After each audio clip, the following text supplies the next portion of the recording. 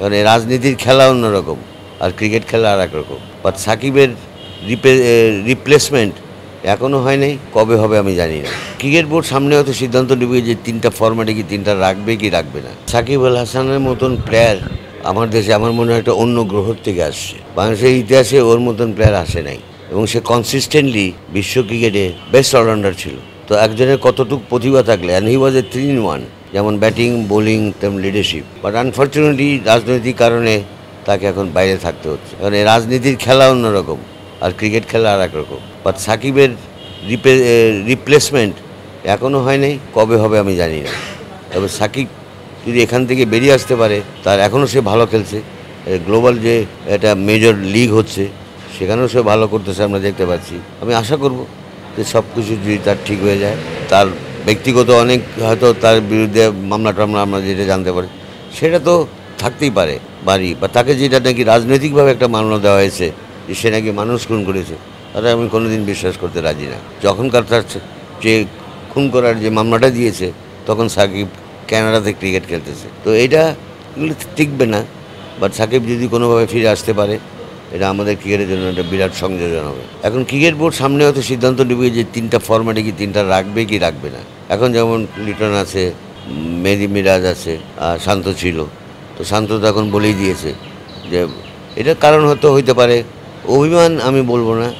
বা ওর একটা জিনিস আমার খুব ভালো লাগে, he has a sense of pride. তার ভিতরে একটা প্রাইড কাজ করে এবং দেখবেন মাঠেও বোঝাই যায় যে হি ইজ দ্য ক্যাপ্টেন। একটা captain mean mean mean mean হইলে ওইটা ভালো ক্যাপ্টেন হয় না। He must be an assertive captain.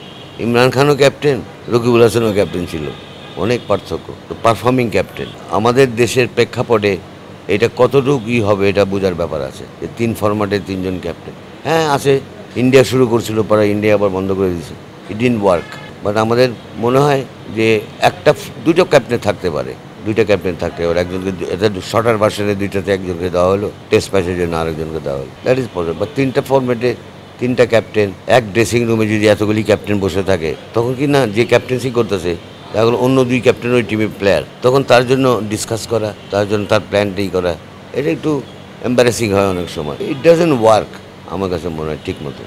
আমি মনে করি এটা নিয়ে ভাববে বিসিবি সিলেকশন কমিটি।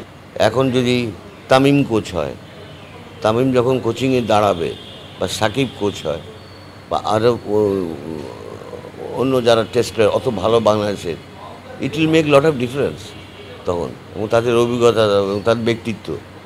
তো এখানে সালাউদ্দিনকে সুযোগ দেওয়া হয়েছে।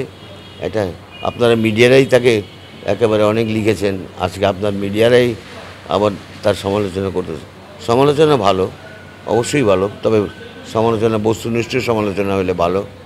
তবে সালাউদ্দিন এখন পর্যন্ত আমি তাকে অন্তত ফুল বেশি মার্কস দিতে পারছি না। আমি তাকে 50% মার্ক দিব, বাট আরও সময় তাকে হয়তো কিছু দিতে হবে, দেখি। বাট এই যে প্লেয়ারদের অফ স্টাম্পের বাইরের বল পা না নিয়ে খেলছে, সুইঙ্গিং বলে ইয়র্কার হয়ে বোল্ড হচ্ছে, বা যে সমস্যাগুলো চোখে পড়তেছে আমাদের, এই জিনিসগুলো সে নিশ্চয়ই বলে, বা কারেক্টিভ মেজাজগুলো আরও নিতে হবে। এবং আমি আশা করব সমালোচনা না করে তাকে আমরা সময় দিই, let him perform as a coach. আমার মনে হয় দেখা যাক আরও যেতে পারে।